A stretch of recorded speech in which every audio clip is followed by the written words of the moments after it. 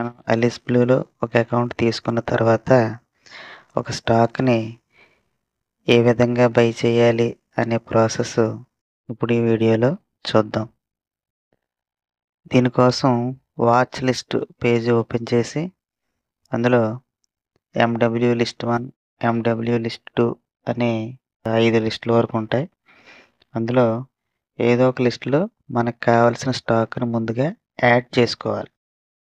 అంటే మనం ఏ స్టాక్ని అయితే బై చేయాలనుకుంటున్నామో దాన్ని ఈ ఎండబ్ల్యూ లిస్ట్ 1లోకి వచ్చి ముందుగా ఇక్కడ యాడ్ చేసుకోవాలి. ఎగ్జాంపుల్ కోసం ఇప్పుడు ఈ వీడియోలో జియో ఫైనాన్స్కి సంబంధించిన స్టాక్ని యాడ్ చేస్తున్నాం. ఈ విధంగా స్టాక్ని ఇందులో యాడ్ చేసుకుని బిఎస్సి నుంచి కానీ ఎన్ఎస్సి నుంచి కానీ ఆ స్టాక్ని ఇక్కడ యాడ్ చేసుకుని వాచ్ లిస్ట్లోకి అప్పుడు దానిపై క్లిక్ చేస్తే ఈ విధంగా ఓపెన్ అవుతుంది. ఇక్కడ చార్ట్ అని కనిపిస్తుంది. ఈ బటన్పై క్లిక్ చేస్తే జియో ఫైనాన్స్కి సంబంధించిన చార్ట్ ఓపెన్ అవుతుంది. అది డైలీ చార్ట్ కానీ వీక్లీ చార్ట్ కానీ మంత్లీ చార్ట్ కానీ ఇలాగా చార్ట్ని కూడా మనం ఏమైనా స్టడీ చేయాలనుకుంటే ఇక్కడి నుంచి చేయొచ్చు. ఇప్పుడు బై బటన్పై క్లిక్ చేస్తే మనకి ఈ విధంగా ఆప్షన్స్ అనేవి వస్తాయి. అందులో మొదటి ఆప్షన్ బై ఆర్ సెల్ అని ఉంది పైన. సో మనం బై చేయాలనుకుంటున్నాం కాబట్టి బైలో ఉంచుతాం. తర్వాత ఎన్ఎస్సి నుంచో బిఎస్సి నుంచో అని ఉంటుంది. ఎన్ఎస్సి నుంచి అనుకుంటున్నాం, సో ఎన్ఎస్సిలో టిక్ చేస్తాం. ఆల్రెడీ అక్కడ ఉంది డిఫాల్ట్గా. తర్వాత క్వాంటిటీ, ఇక్కడ ఒక షేర్ బై చేయాలా 2 షేర్లు బై చేయాలన్నది చూసుకుని ఇక్కడ ప్లస్ మైనస్ ద్వారా నెంబర్ ఆఫ్ షేర్స్ అనేవి పెంచడం తగ్గించడం చేయొచ్చు. సో మనం క్వాంటిటీ ఎన్ని షేర్లు అయితే బై చేయాలనుకుంటున్నామో అది ఇక్కడ ఫిక్స్ చేస్తాం. సో మనం ఒక షేర్తో చేద్దాం అనుకుంటున్నాం కాబట్టి ఇక్కడ 1 ఉంచుతాం.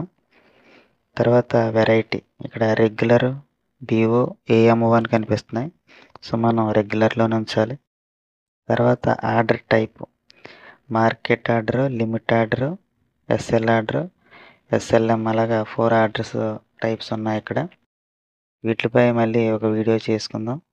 ఇప్పుడు మార్కెట్ ఆర్డర్తో మనం బై చేయాలనుకుంటున్నాం. ఎందుకంటే మార్కెట్లో ఏ ప్రైస్కి అయితే ఇప్పుడు అది సెల్కి రెడీగా ఉందో మనం అక్కడి నుంచి బై చేయాలనుకుంటున్నాం కాబట్టి ఇమీడియట్గా. సో ఆర్డర్ టైప్లో మార్కెట్ అని ఉంచాలి. తర్వాత ప్రోడక్ట్ వచ్చేసి intraday MIS, long term CNC normal అని ఉంటుంది. తర్వాత పే లేటర్ అని ఉంది.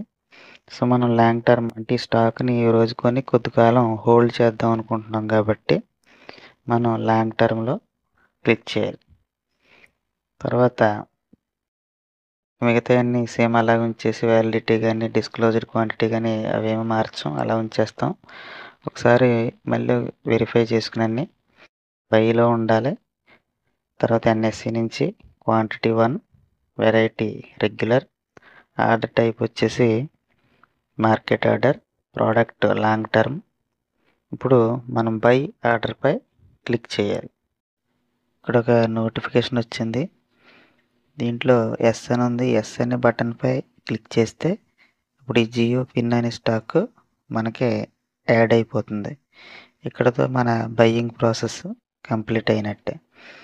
ఒకసారి ఆర్డర్స్లోకి వెళ్ళి చూద్దాం. ఇక్కడ పెండింగ్లో 0 ఉంది. ఎగ్జిక్యూటెడ్లో స్టాక్ కనిపిస్తుంది. జియో పిన్ అనే స్టాక్ మనం బై చేసినట్లుగా ఆర్డర్ కంప్లీటెడ్ అని ఉంది. ఈ విధంగా మనం స్టాక్ని మనం బై చేయడం జరిగింది. ఒకసారి పోర్ట్ఫోలియోలోకి వెళ్ళి చూస్తే ఇక్కడ హోల్డింగ్స్, పొజిషన్స్ అని ఉంటాయి. పొజిషన్స్లో మనకి ఇప్పుడు ఈ స్టాక్ అనేది కనబడుతుంది. ఇది మనం లాంగ్ టర్మ్ తీసుకున్నాం కాబట్టి ఈరోజే తీసుకున్నవన్నీ ఈ పొజిషన్స్లో కనబడతాయి. రేపటికి ఈ స్టాక్ మళ్ళీ హోల్డింగ్స్లో కనబడుతుంది. అంటే మనం హోల్డ్ చేస్తున్నాం కాబట్టి హోల్డింగ్స్లో లిస్ట్లో ఈ స్టాక్ రేపటి నుంచి కనబడుతుంది. ఈ రోజుకి పొజిషన్స్లో ఇది కనబడడం అనేది జరుగుతుంది.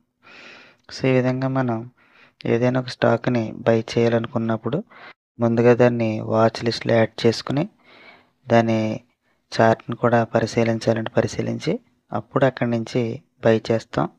తర్వాత ఆర్డర్స్లో చెక్ చేసుకోవడం, తర్వాత పోర్ట్ఫోలియోలో కనిపించడం అనేది జరుగుతుంది. ఇదే విధంగా సెల్ చేయడానికి కూడా ఇదే ప్రాసెస్ ఫాలో అవుతాం. మన పోర్ట్ఫోలియోలో ఉన్న స్టాక్ని సెల్ చేయాలనుకున్నప్పుడు మన పోర్ట్ఫోలియోలోకి వచ్చి ఆ స్టాక్పై క్లిక్ చేసి ఎన్ని షేర్స్ అయితే మనం సెల్ చేయాలనుకుంటున్నాం సేమ్ ఇందాకట్లాగా నెంబర్ సెట్ చేసుకుని సేమ్ ఇదే ప్రాసెస్లో మరి సెల్ చేయడం అనేది జరుగుతుంది.